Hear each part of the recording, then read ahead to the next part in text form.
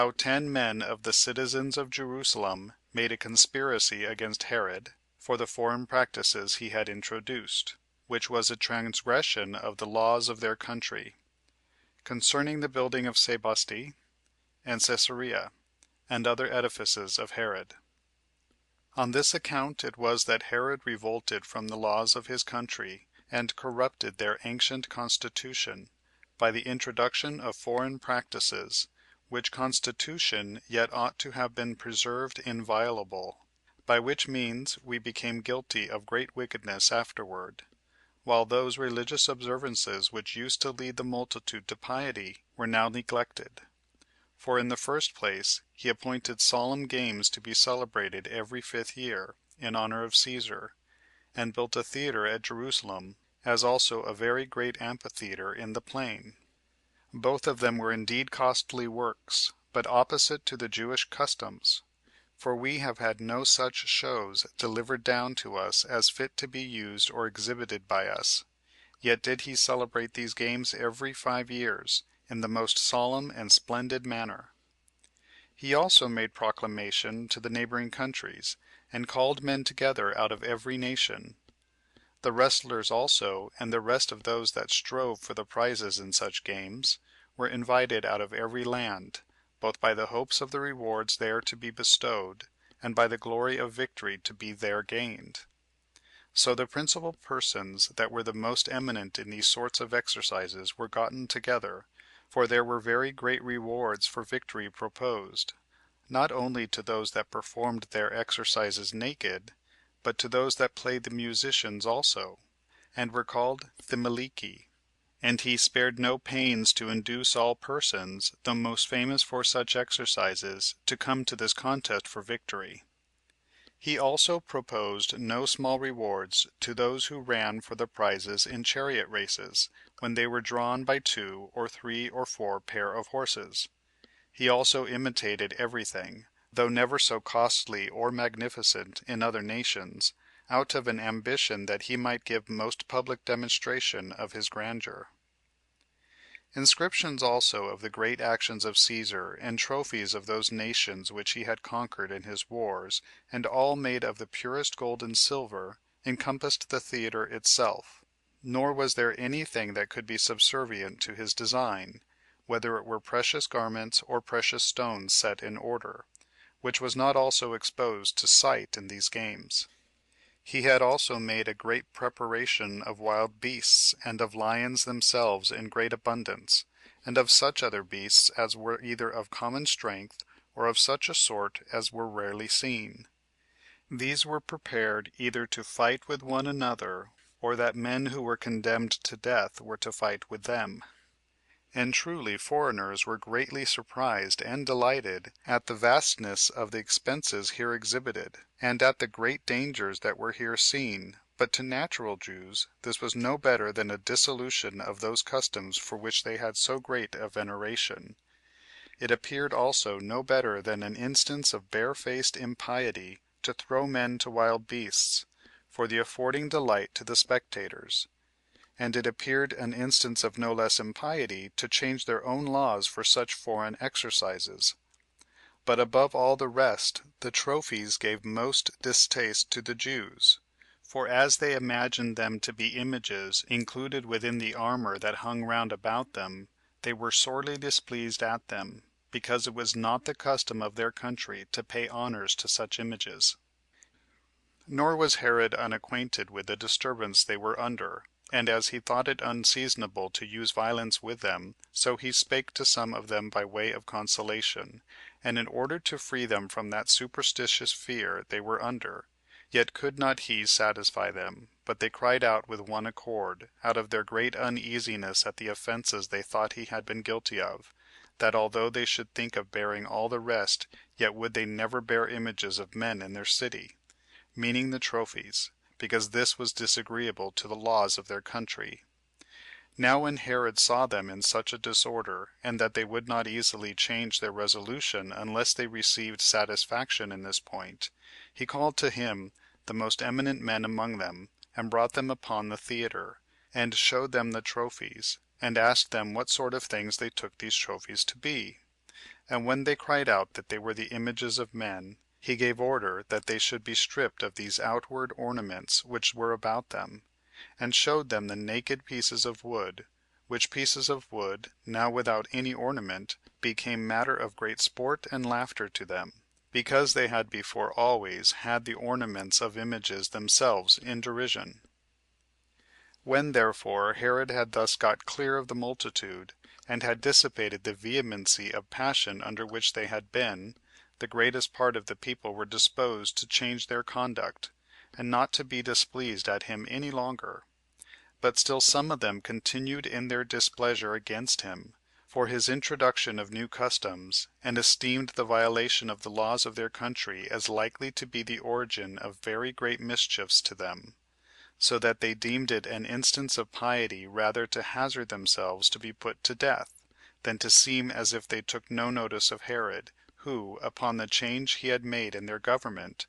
introduced such customs, and that in a violent manner, which they had never been used to before, as indeed in pretense a king, but in reality one that showed himself an enemy to their whole nation. On which account 10 men that were citizens of Jerusalem conspired together against him, and sware to one another to undergo any dangers in the attempt, and took daggers with them under their garments for the purpose of killing Herod. Now there was a certain blind man among those conspirators, who had thus sworn to one another, on account of the indignation he had against what he heard to have been done.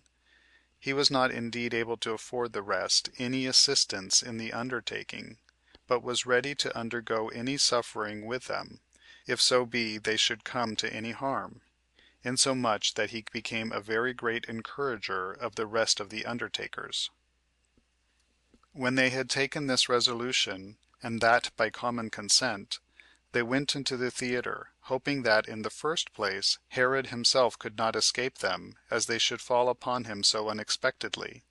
and supposing, however, that if they missed him, they should kill a great many of those that were about him. And this resolution they took, though they should die for it, in order to suggest to the king what injuries he had done to the multitude. These conspirators, therefore, standing thus prepared beforehand, went about their design with great alacrity. But there was one of those spies of Herod that were appointed for such purposes, to fish out and inform him of any conspiracies that should be made against him, who found out the whole affair, and told the king of it, as he was about to go into the theater. So when he reflected on the hatred which he knew the greatest part of the people bore him, and on the disturbances that arose upon every occasion, he thought this plot against him not to be improbable. Accordingly, he retired into his palace, and called those that were accused of this conspiracy before him by their several names, and as, upon the guards falling upon them, they were caught in the very fact, and knew they could not escape, they prepared themselves for their ends with all the decency they could, and so as not at all to recede from their resolute behavior, for they showed no shame for what they were about, nor denied it. But when they were seized, they showed their daggers, and professed that the conspiracy they had sworn to was a holy and pious action, that what they intended to do was not for gain, or out of any indulgence to their passions, but principally for those common customs of their country, which all the Jews were obliged to observe, or to die for them. This was what these men said, out of their undaunted courage in this conspiracy.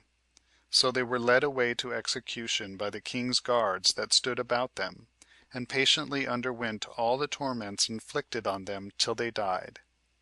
Nor was it long before that spy who had discovered them was seized on by some of the people, out of the hatred they bore to him, and was not only slain by them, but pulled to pieces, limb from limb, and given to the dogs. This execution was seen by many of the citizens, yet would not one of them discover the doers of it, till upon Herod's making a strict scrutiny after them, by bitter and severe tortures, certain women that were tortured confessed what they had seen done, the authors of which fact were so terribly punished by the king, that their entire families were destroyed for this their rash attempt, Yet did not the obstinacy of the people and that undaunted constancy they showed in the defense of their laws make Herod any easier to them; but he still strengthened himself after a more secure manner, and resolved to encompass the multitude every way, lest such innovations should end in an open rebellion. Since therefore he had now the city fortified by the palace in which he lived, and by the temple, which had a strong fortress by it, called Antonia, and was rebuilt by himself, he contrived to make Samaria a fortress for himself also against all the people, and called it Sebaste, supposing that this place would be a strong hold against the country, not inferior to the former. So he fortified that place, which was a day's journey distant from Jerusalem, and which would be useful to him in common, to keep both the country and the city in awe. He also built another fortress for the whole nation. It was of old called Strato's Tower, but was by him named Caesarea. Moreover, he chose out some select horsemen, and placed them in the great plain, and built for them a place in Galilee called Gaba, with Hesebonitis in Perea. And these were the places which he particularly built, while he always was inventing somewhat further for his own security, and encompassing the whole nation with guards, that they might by no means get from under his power, nor fall into tumults, which they did continually upon any small commotion; and that if they did make any commotions, he might know of it, while some of his spies might be upon them from the neighborhood, and might both be able to know what they were attempting, and to prevent it. And when he went about building the wall of Samaria, he contrived to bring thither many of those that had been assisting to him in his wars, and many of the people in that neighborhood also, whom he made fellow citizens with the rest. This he did out of an ambitious desire of building a temple, and out of a desire to make the city more eminent than it had been before, but principally because he contrived that it might at once be for his own security, and a monument of his magnificence. He also changed its name, and called it Sebaste. Moreover, he parted the adjoining country, which was excellent in its kind, among the inhabitants of Samaria, that they might be in a happy condition upon their first coming to inhabit. Besides all which, he encompassed the city with a wall of great strength, and made use of the acclivity of the place for making its fortifications stronger. Nor was the compass of the place made now so small as it had been before, but was such as rendered it not inferior to the most famous cities, for it was 20 furlongs in circumference. Now within, and about the middle of it, he built a sacred place, of a furlong and a half in circuit, and adorned it with all sorts of decorations, and therein erected a temple, which was illustrious on account of both its largeness and beauty. And as to the several parts of the city, he adorned them with decorations of all sorts also. And as to what was necessary to provide for his own security, he made the walls very strong for that purpose, and made it for the greatest part a citadel. And as to the elegance of the building, it was taken care of also, that he might leave monuments of the fineness of his taste, and of his beneficence, to future ages. Chapter 9. Concerning the famine that happened in Judea and Syria, and how Herod, after he married another wife, rebuilt Caesarea, and other Grecian cities. Now on this very year, which was the 13th year of the reign of Herod, very great calamities came upon the country, whether they were derived from the anger of God, or whether this misery returns again naturally in certain periods of time. For in the first place there were perpetual droughts, and for that reason the ground was barren, and did not bring forth the same quantity of fruits that it used to produce. And after this barrenness of the soil, that change of food which the want of corn occasioned produced distempers in the bodies of men, and a pestilential disease prevailed, one misery following upon the back of another, and these circumstances, that they were destitute both of methods of cure and of food, made the pestilential distemper, which began after a violent manner, the more lasting. The destruction of men also after such a manner deprived those that survived of all their courage, because they had no way to provide remedies sufficient for the distresses they were in. When therefore the fruits of that year were spoiled, and whatsoever they had laid up beforehand was spent, there was no foundation of hope for relief remaining, but the misery, contrary to what they expected, still increased upon them; and this not only on that year, while they had nothing for themselves left at the end of it, but what seed they had sown perished also, by reason of the ground not yielding its fruits on the second year. This distress they were in made them also, out of necessity, to eat many things that did not use to be eaten. Nor was the king himself free from this distress any more than other men, as being deprived of that tribute he used to have from the fruits of the ground, and having already expended what money he had in his liberality to those whose cities he had built. Nor had he any people that were worthy of his assistance, since this miserable state of things had procured him the hatred of his subjects. For it is a constant rule, that misfortunes are still laid to the account of those that govern. In these circumstances he considered with himself how to procure some seasonable help; but this was a hard thing to be done, while their neighbors had no food to sell them, and their money also was gone, had it been possible to purchase a little food at a great price. However, he thought it his best way, by all means, not to leave off his endeavors to assist his people. So he cut off the rich furniture that was in his palace, both of silver and gold, insomuch that he did not spare the finest vessels he had, or those that were made with the most elaborate skill of the artificers, but sent the money to Petronius, who had been made prefect of Egypt by Cæsar. And as not a few had already fled to him under their necessities, and as he was particularly a friend of Herod, and desirous to have his subjects preserved, he gave leave to them in the first place to export corn, and assisted them every way, both in purchasing and exporting the same; so that he was the principal, if not the only person, who afforded them what help they had.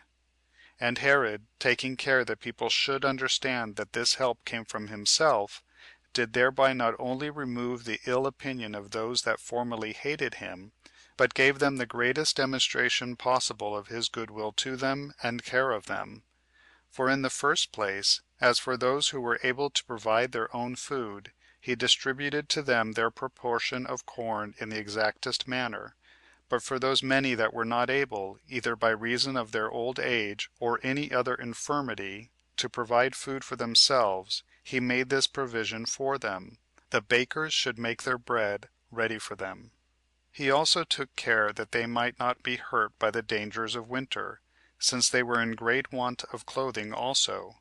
by reason of the utter destruction and consumption of their sheep and goats, till they had no wool to make use of, nor anything else to cover themselves withal. And when he had procured these things for his own subjects, he went further, in order to provide necessaries for their neighbors, and gave seed to the Syrians, which thing turned greatly to his own advantage, also this charitable assistance being afforded most seasonably to their fruitful soil, so that every one had now a plentiful provision of food. Upon the whole, when the harvest of the land was approaching, he sent no fewer than 50,000 men, whom he had sustained, into the country, by which means he both repaired the afflicted condition of his own kingdom with great generosity and diligence, and lightened the afflictions of his neighbors, who were under the same calamities. For there was nobody who had been in want that was left destitute of a suitable assistance by him. Nay, further, there were neither any people, nor any cities, nor any private men, who were to make provision for the multitudes, and on that account were in want of support, and had recourse to him, but received what they stood in need of, insomuch that it appeared, upon a computation, that the number of cori of wheat, of 10 Attic medimni apiece, that were given to foreigners, amounted to 10,000, and the number that was given in his own kingdom was about 80,000. Now it happened that this care of his and this seasonable benefaction had such influence on the Jews, and was so cried up among other nations as to wipe off that old hatred which his violation of some of their customs during his reign had procured him among all the nation, and that this liberality of his assistance in this their greatest necessity was full satisfaction for all that he had done of that nature, as it also procured him great fame among foreigners. And it looked as if these calamities that afflicted his land to a degree plainly incredible came in order to raise his glory, and to be to his great advantage. For the greatness of his liberality in these distresses, which he now demonstrated beyond all expectation, did so change the disposition of the multitude towards him, that they were ready to suppose he had been from the beginning not such a one as they had found him to be by experience, but such a one as the care he had taken of them in supplying their necessities proved him now to be.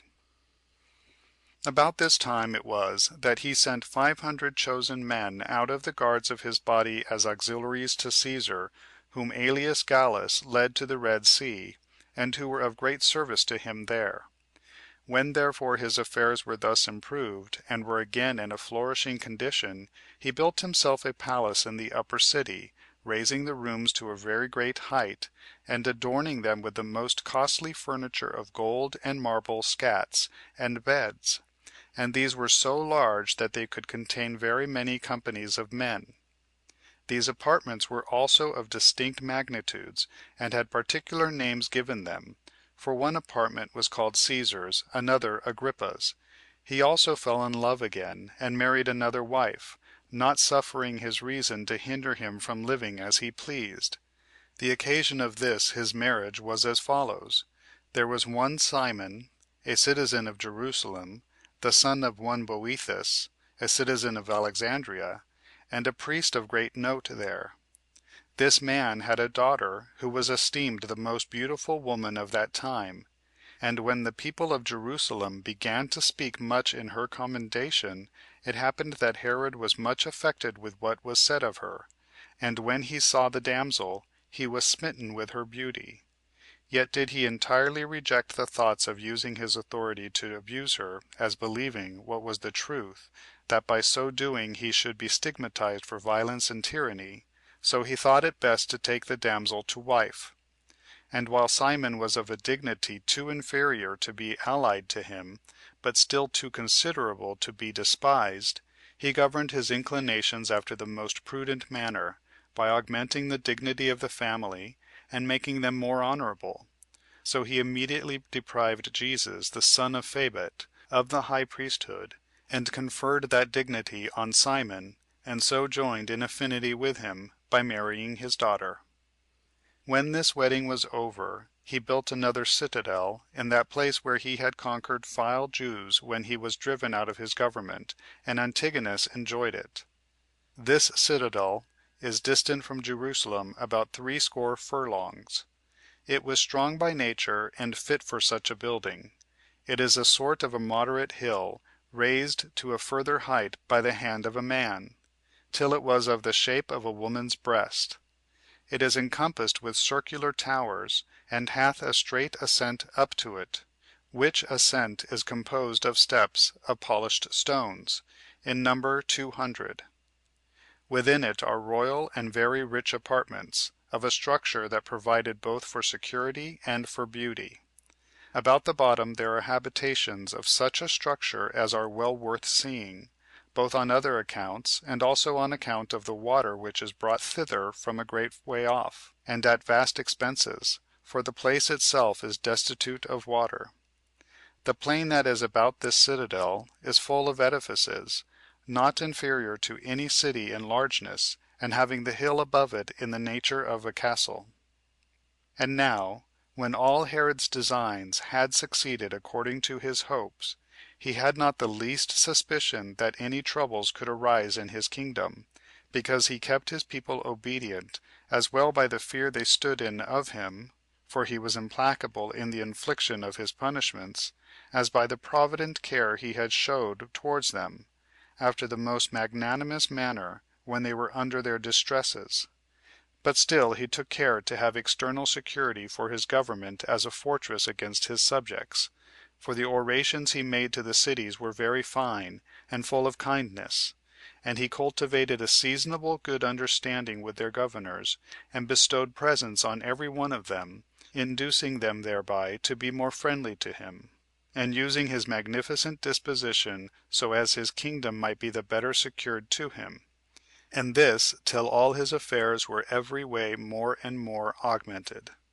But then this magnificent temper of his, and that submissive behavior and liberality which he exercised towards Cæsar and the most powerful men of Rome, obliged him to transgress the customs of his nation, and to set aside many of their laws, and by building cities after an extravagant manner, and erecting temples, not in Judea, indeed, for that would not have been borne, it being forbidden for us to pay any honor to images, or representations of animals, after the manner of the Greeks; but still he did thus in the country properly out of our bounds, and in the cities thereof. The apology which he made to the Jews for these things was this,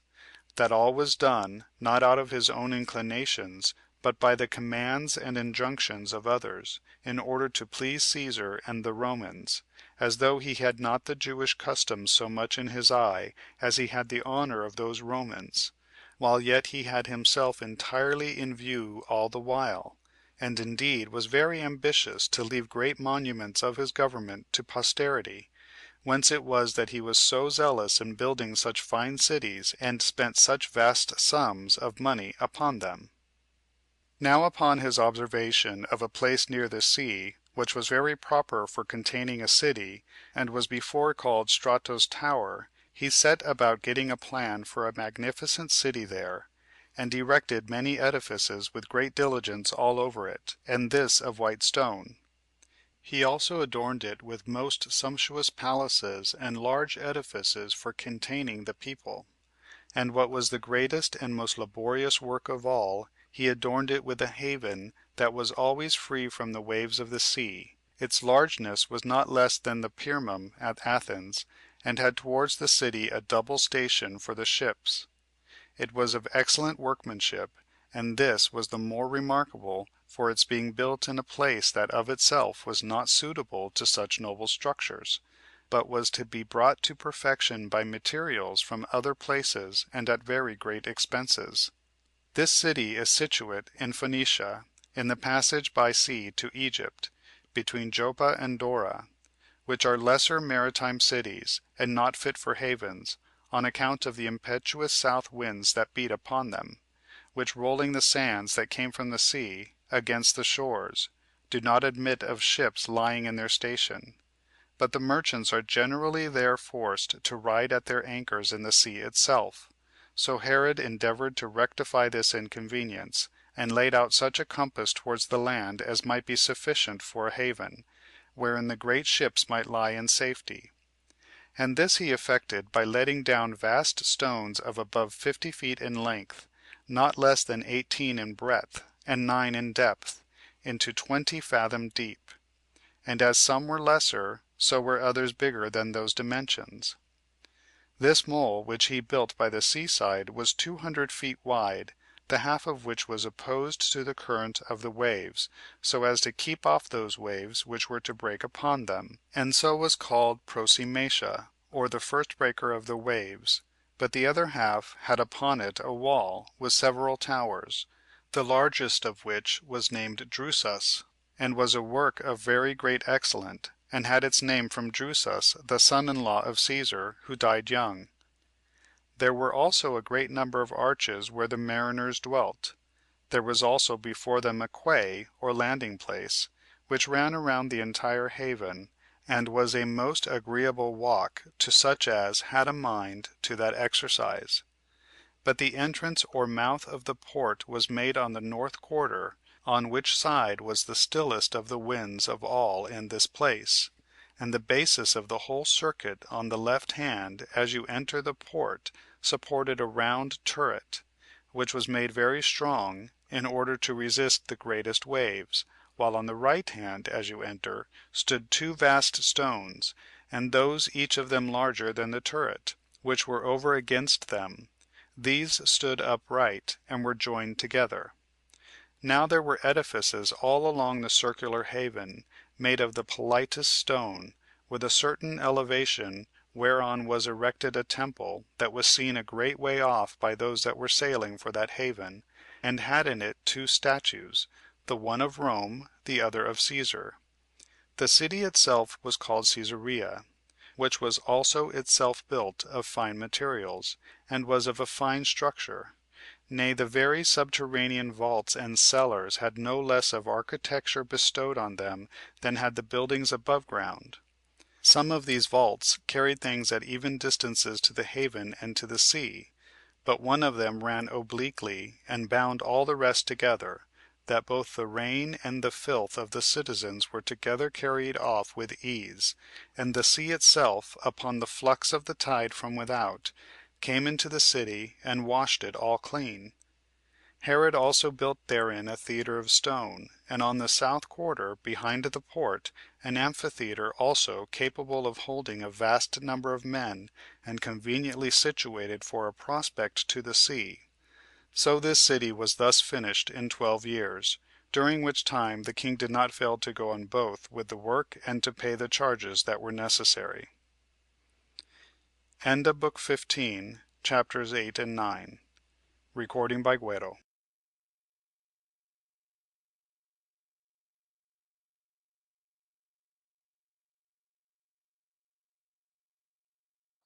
But was cleared of what they accused him of, and withal gained to himself the goodwill of Caesar, concerning the Pharisees, the Essenes, and Menahem. When Herod was engaged in such matters, and when he had already re-edified Sebast, Samaria, he resolved to send his sons Alexander and Aristobulus to Rome, to enjoy the company of Caesar, who, when they came thither, lodged at the house of Pollio, who was very fond of Herod's friendship, and they had leave to lodge in Caesar's own palace, for he received these sons of Herod with all humanity, and gave Herod leave to give his kingdom to which of his sons he pleased. And besides all this, he bestowed on him Trachon, and Batanea, and Auranitis, which he gave him on the occasion following. One Zenodorus had hired what was called the house of Lysanias, who, as he was not satisfied with its revenues, became a partner with the robbers that inhabited the Trachonites, and so procured himself a larger income. For the inhabitants of those places lived in a mad way, and pillaged the country of the Damascenes, while Zenodorus did not restrain them, but partook of the prey they acquired. Now, as the neighboring people were hereby great sufferers, they complained to Varro, who was then president of Syria, and entreated him to write to Caesar about this injustice of Zenodorus. When these matters were laid before Caesar, he wrote back to Varro to destroy those nests of robbers, and to give the land to Herod, that so by his care the neighboring countries might be no longer disturbed with these doings of the Trachonites, for it was not an easy firing to restrain them, since this way of robbery had been their usual practice, and they had no other way to get their living, because they had neither any city of their own, nor lands in their possession, but only some receptacles and dens in the earth, and there they and their cattle lived in common together. However, they had made contrivances to get pools of water, and laid up corn in granaries for themselves, and were able to make great resistance by issuing out on the sudden against any that attacked them, for the entrances of their caves were narrow, in which but one could come in at a time, and the places within incredibly large, and made very wide, but the ground over their habitations was not very high, but rather on a plain, while the rocks are altogether hard and difficult to be entered upon, unless any one gets into the plain road by the guidance of another, for these roads are not straight, but have several revolutions.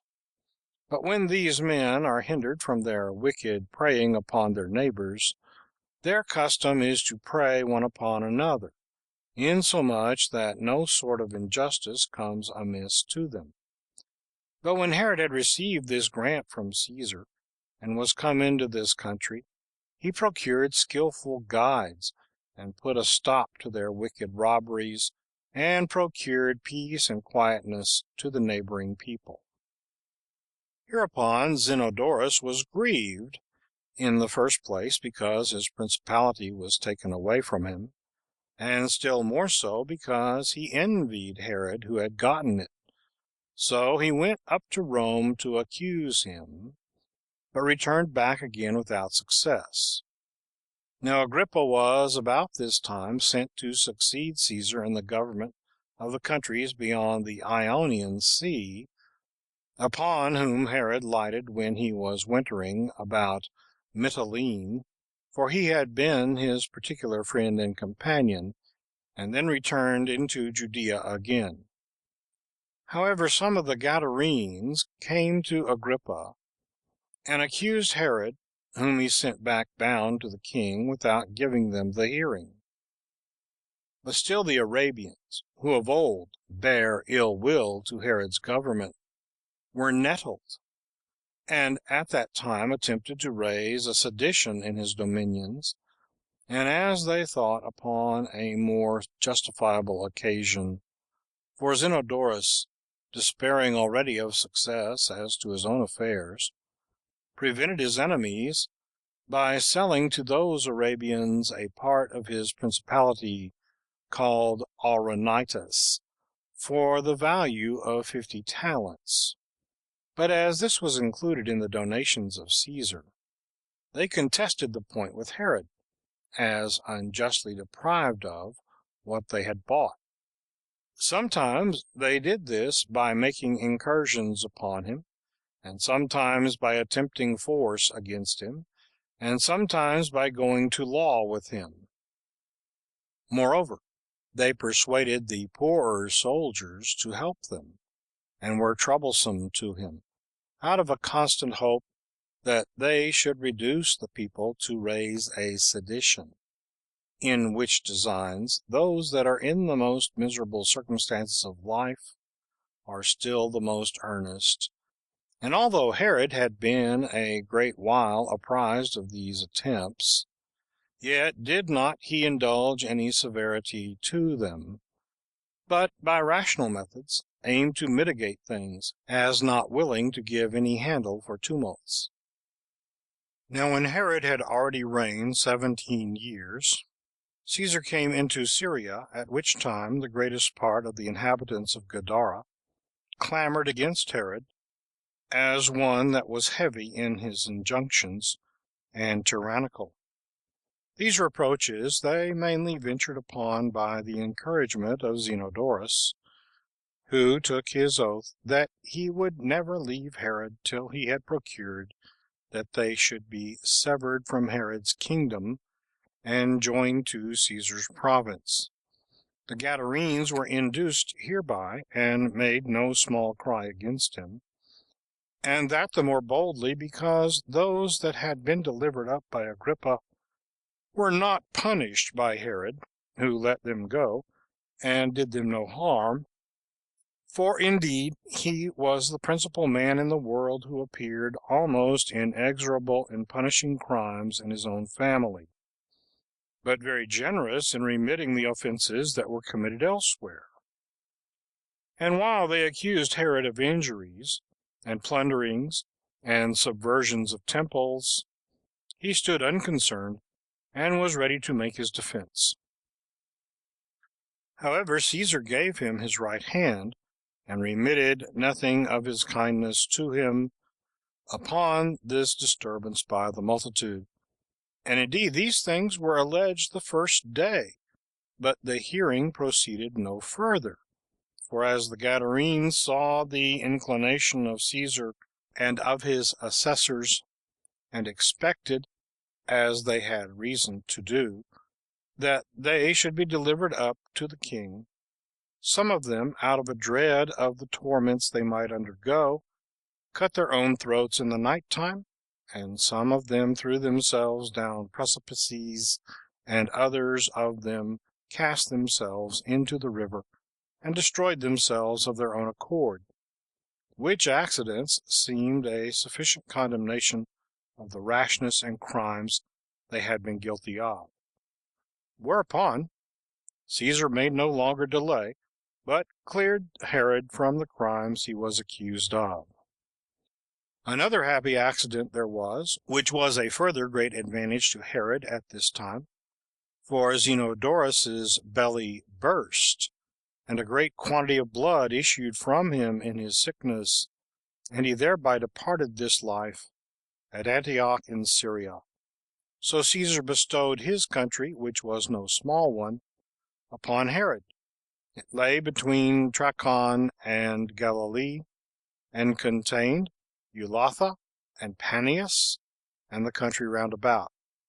He also made him one of the procurators of Syria, and commanded that they should do every thing with his approbation. And in short, he arrived at that pitch of felicity, that whereas there were but two men that governed the vast Roman empire, first Caesar and then Agrippa, who was his principal favorite, Caesar preferred no one to Herod besides Agrippa, and Agrippa made no one his greater friend than Herod besides Caesar. And when he had acquired such freedom, he begged of Caesar a tetrarchy for his brother Pheroras,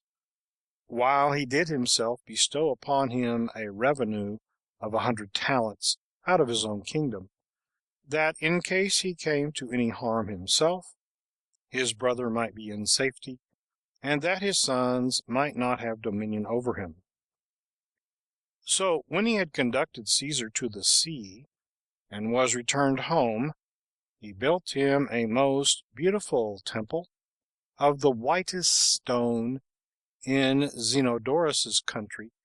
near the place called Panlure. This is a very fine cave in a mountain, under which there is a great cavity in the earth, and the cavern is abrupt and prodigiously deep,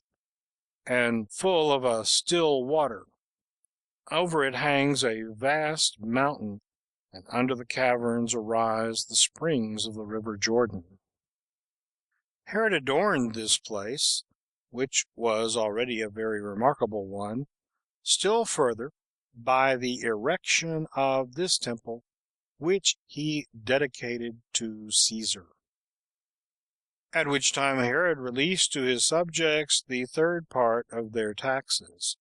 under pretense indeed of relieving them, after the dearth they had had, but the main reason was to recover their goodwill, which he now wanted, for they were uneasy at him, because of the innovations he had introduced in their practices, of the dissolution of their religion, and of the disuse of their own customs. And the people everywhere talked against him, like those that were still more provoked and disturbed at his procedure, against which discontents he greatly guarded himself,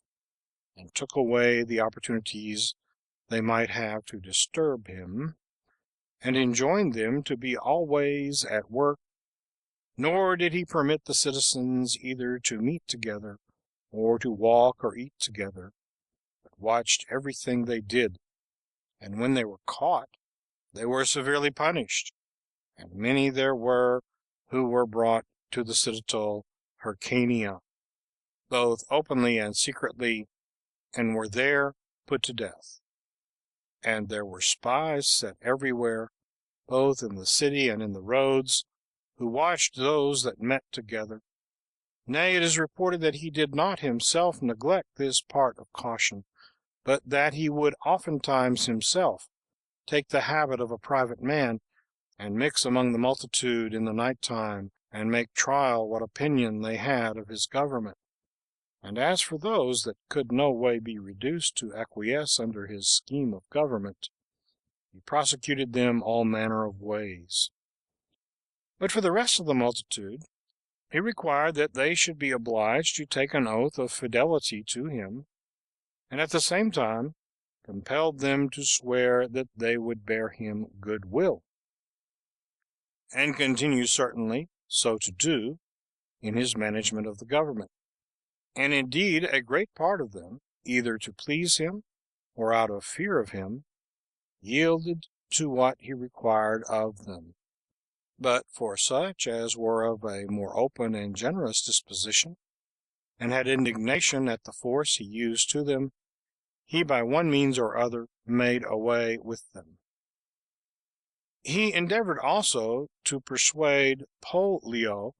the Pharisee, and Satnius, and the greatest part of their scholars, to take the oath, but these would neither submit so to do, nor were they punished together with the rest, out of the reverence he bore to Pollio. The Essenes also, as we call a sect of ours, were excused from this imposition. These men lived the same kind of life as do those whom the Greeks call Pythagoreans, concerning whom I shall discourse more fully elsewhere. However, it is but fit to set down here the reasons wherefore Herod had these Essenes in such honor, and thought higher of them than their mortal nature required. Nor will this account be unsuitable to the nature of this history, as it will show the opinion men had of these Essenes. Now there was one of these Essenes, whose name was Manahem, who had this testimony, that he not only conducted his life after an excellent manner, but had the foreknowledge of future events given him by God also. This man once saw Herod when he was a child, and going to school, and saluted him as king of the Jews. But he, thinking that either he did not know him, or that he was in jest, put him in mind that he was but a private man. But Manahem smiled to himself, and clapped him on his backside with his hand, and said, However that be, thou wilt be king, and wilt begin thy reign happily, for God finds thee worthy of it. And do thou remember the blows that Manahem hath given thee, as being a signal of the change of thy fortune. And truly this will be the best reasoning for thee, that thou love justice towards men, and piety towards God, and clemency towards thy citizens. Yet do I know how thy whole conduct will be, that thou wilt not be such a one, for thou wilt excel all men in happiness, and obtain an everlasting reputation, but wilt forget piety and righteousness, and these crimes will not be concealed from God at the conclusion of thy life, when thou wilt find that he will be mindful of them, and punish time for them. Now at that time Herod did not at all attend to what Manahem said, as having no hopes of such advancement. But a little afterward, when he was so fortunate as to be advanced to the dignity of king, and was in the height of his dominion, he sent for Manahem, and asked him how long he should reign. Manahem did not tell him the full length of his reign, wherefore upon that silence of his, he asked him further whether he should reign 10 years or not. He replied, Yes, 20, nay, 30 years, but did not assign the just determinate limit of his reign. Herod was satisfied with these replies, and gave Manahem his hand, and dismissed him, and from that time he continued to honor all the Essenes. We have thought it proper to relate these facts to our readers, how strange soever they be, and to declare what hath happened among us, because many of these Essenes have by their excellent virtue been thought worthy of this knowledge of divine revelations. Chapter 11. How Herod rebuilt the temple, and raised it higher, and made it more magnificent than it was before, as also concerning that tower which he called Antonia. And now Herod, in the 18th year of his reign, and after the acts already mentioned, undertook a very great work, that is, to build of himself the temple of God, and make it larger in compass, and to raise it to a most magnificent altitude, as esteeming it to be the most glorious of all his actions, as it really was, to bring it to perfection, and that this would be sufficient for an everlasting memorial of him. But as he knew the multitude were not ready nor willing to assist him in so vast a design, he thought to prepare them first by making a speech to them, and then set about the work itself. So he called them together, and spake thus to them: I think I need not speak to you, my countrymen, about such other works as I have done since I came to the kingdom, although I may say they have been performed in such a manner as to bring more security to you than glory to myself. For I have neither been negligent in the most difficult times about what tended to ease your necessities, nor have the buildings. I have been so proper to preserve me as yourselves from injuries, and I imagine that with God's assistance I have advanced the nation of the Jews to a degree of happiness which they never had before. And for the particular edifices belonging to your own country and your own cities, as also to those cities that we have lately acquired, which we have erected and greatly adorned, and thereby augmented the dignity of your nation, it seems to me a needless task to enumerate them to you, since you well know them yourselves. But as to that undertaking which I have a mind to set about at present, and which will be a work of the greatest piety and excellence that can possibly be undertaken by us, I will now declare it to you. Our fathers, indeed, when they were returned from Babylon, built this temple to God Almighty. Yet does it want 60 cubits of its largeness and altitude, for so much did that first temple which Solomon built exceed this temple. Nor let any one condemn our fathers for their negligence or want of piety herein, for it was not their fault that the temple was no higher, for they were Cyrus and Darius the son of Hystaspes, who determined the measure for its rebuilding, and it hath been by reason of the subjection of those fathers of ours to them and to their posterity, and after them to the Macedonians, that they had not the opportunity to follow the original model of this pious edifice, nor could raise it to its ancient altitude. But since I am now by God's will your governor, and I have had peace a long time, have gained great riches and large revenues, and what is the principal filing of all, I am at amity with and well regarded by the Romans, who, if I may so say, are the rulers of the whole world. I will do my endeavor to correct that imperfection which hath arisen from the necessity of our affairs, and the slavery we have been under formerly, and to make a thankful return, after the most pious manner, to God, for what blessings I have received from him by giving me this kingdom and that by rendering his temple as complete as I am able. And this was the speech which Herod made to them. But still this speech affrighted many of the people, as being unexpected by them, and because it seemed incredible. It did not encourage them, but put a damp upon them, for they were afraid that he would pull down the whole edifice, and not be able to bring his intentions to perfection for its rebuilding. And this danger appeared to them to be very great, and the vastness of the undertaking to be such as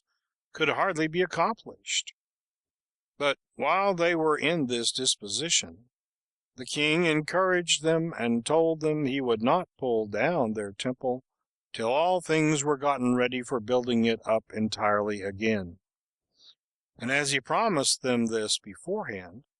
so he did not break his word with them, but got ready 1,000 wagons that were to bring stones for the building, and chose out 10,000 of the most skillful workmen, and bought 1,000 sacerdotal garments for as many of the priests, and had some of them taught the arts of stone cutters, and others of carpenters, and then began to build. But this not till everything was well prepared for the work. So Herod took away the old foundations, and laid others, and erected the temple upon them, being in length 100 cubits, and in height 20 additional cubits, which 20, upon the sinking of their foundations, fell down, and this part it was that we resolved to raise again in the days of Nero.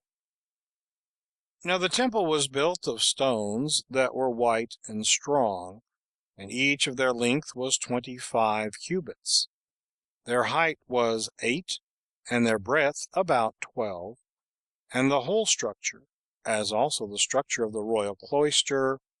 was on each side much lower, but the middle was much higher, till they were visible to those that dwelt in the country for a great many furlongs, but chiefly to such as lived over against them, and those that approached to them. The temple had doors also at the entrance, and lintels over them, of the same height with the temple itself. They were adorned with embroidered veils, with their flowers of purple, and pillars interwoven, and over these, but under the crownwork, was spread out a golden vine, with its branches hanging down from a great height, the largeness and fine workmanship of which was a surprising sight to the spectators, to see what vast materials there were, and with what great skill the workmanship was done. He also encompassed the entire temple with very large cloisters, contriving them to be in a due proportion thereto. He laid out larger sums of money upon them than had been done before him, till it seemed that no one else had so greatly adorned the temple as he had done. There was a large wall to both the cloisters, which wall was itself the most prodigious work that was ever heard of by man. The hill was a rocky ascent, that declined by degrees towards the east parts of the city, till it came to an elevated level. This hill it was which Solomon, who was the first of our kings by divine revelation, encompassed with a wall. It was of excellent workmanship upwards and round the top of it. He also built a wall below, beginning at the bottom, which was encompassed by a deep valley. And at the south side he laid rocks together, and bound them one to another with lead, and included some of the inner parts, till it proceeded to a great height, until both the largeness of the square edifice and its altitude were immense, and till the vastness of the stones in the front were plainly visible on the outside, yet so that the inward parts were fastened together with iron, and preserved the joints immovable for all future times. When this work for the foundation was done in this manner, and joined together as part of the hill itself to the very top of it, he wrought it all into one outward surface, and filled up the hollow places which were about the wall, and made it a level on the external upper surface, and a smooth level also. This hill was walled all round, and in compass 4 furlongs, the distance of each angle containing in length a furlong. But within this wall, and on the very top of all, there ran another wall of stone also, having on the east quarter a double cloister of the same length with the wall, in the midst of which was the temple itself. This cloister looked to the gates of the temple,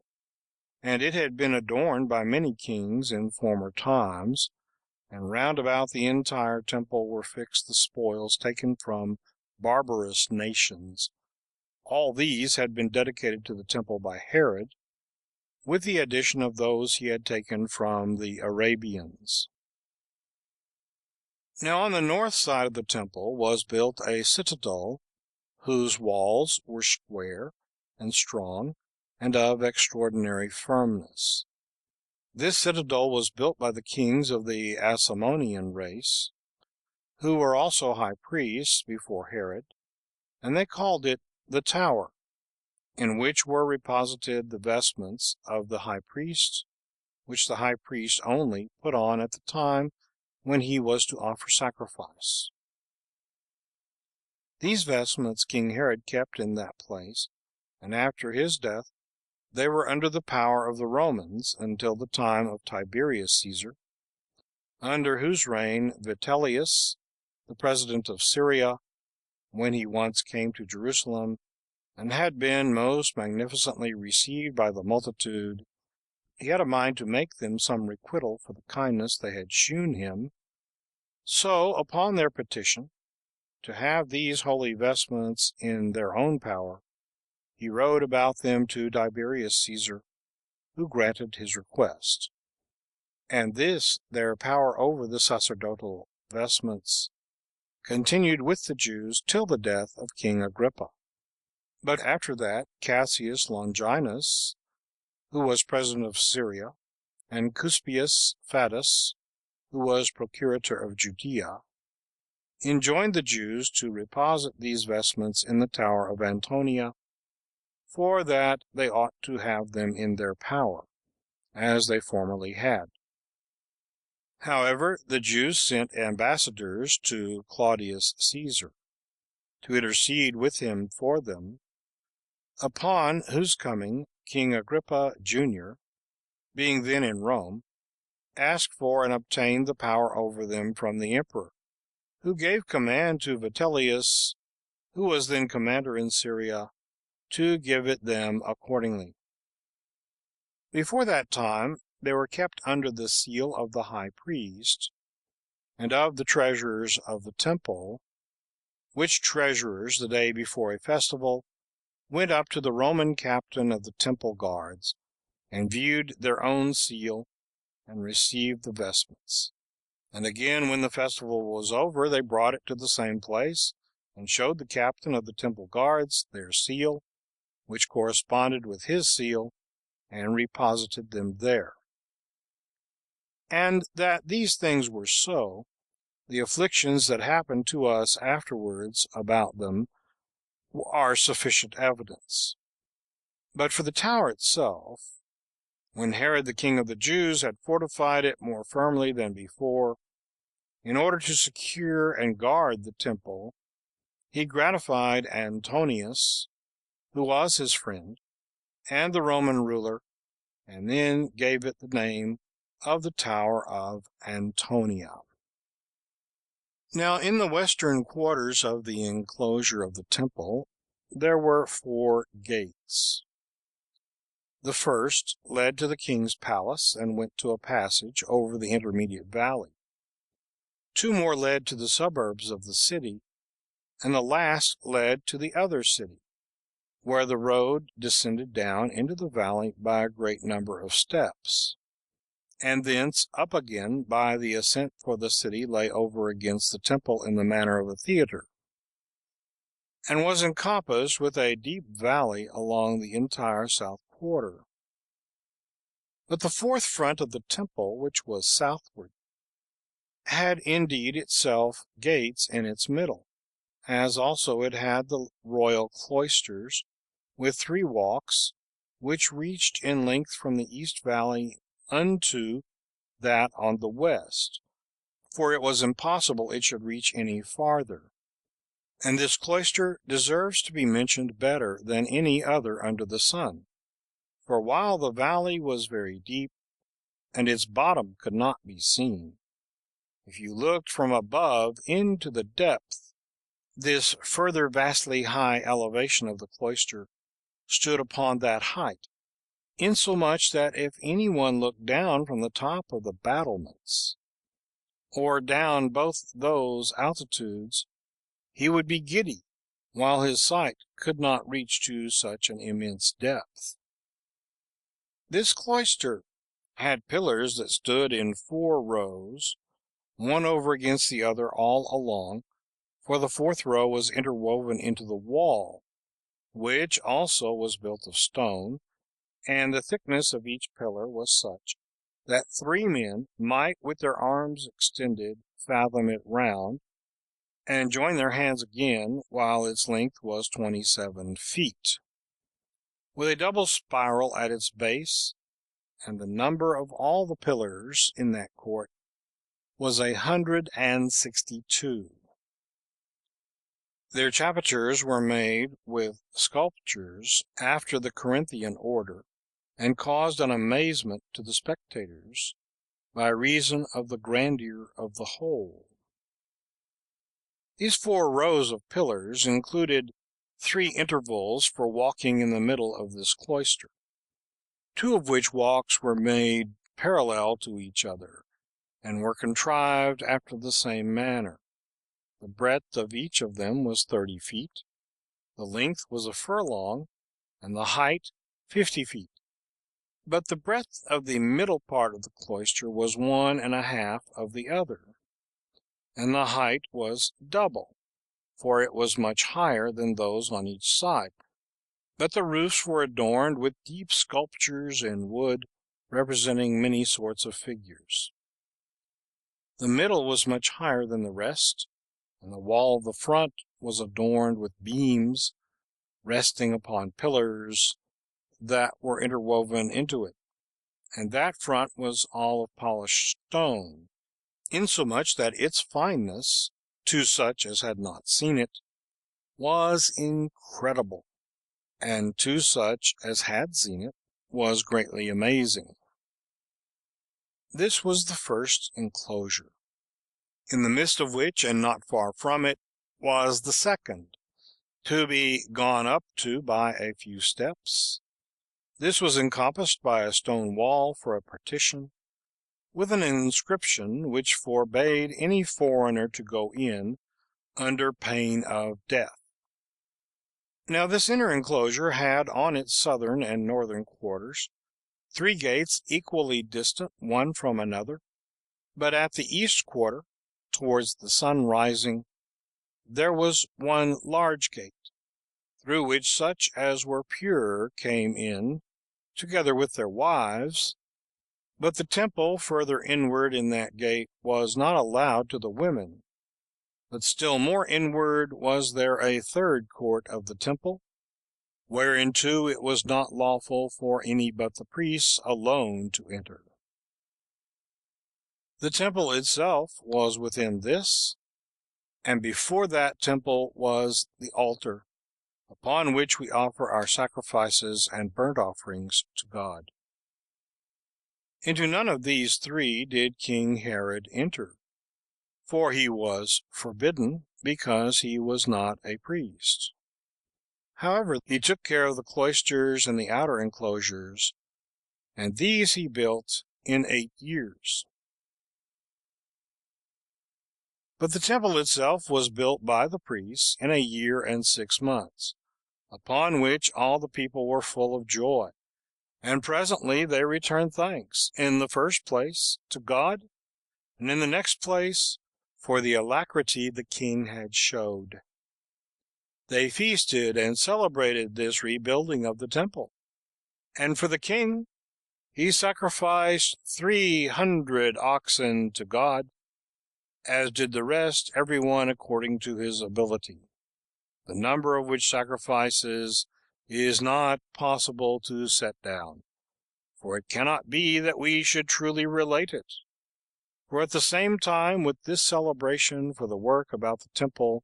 fell also the day of the king's inauguration, which he kept of an old custom as a festival, and it now coincided with the other, which coincidence of them both made the festival most illustrious. There was also an occult passage built for the king. It led from Antonia to the inner temple, at its eastern gate, over which he also erected for himself a tower,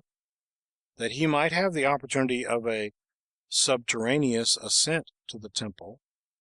in order to guard against any sedition which might be made by the people against their kings. It is also reported that during the time that the temple was building, it did not rain in the daytime, but that the showers fell in the nights, so that the work was not hindered. And this our fathers have delivered to us, for it is incredible, if any one have regard to the manifestations of God. And thus was performed the work of the rebuilding of the temple. End of Book 15, chapters 10 and 11. End of Book 15. End of the Antiquities of the Jews, Volume 3, by Flavius Josephus, translated by William Whiston. Recording by Bill Moseley, Frelsburg, Texas, USA.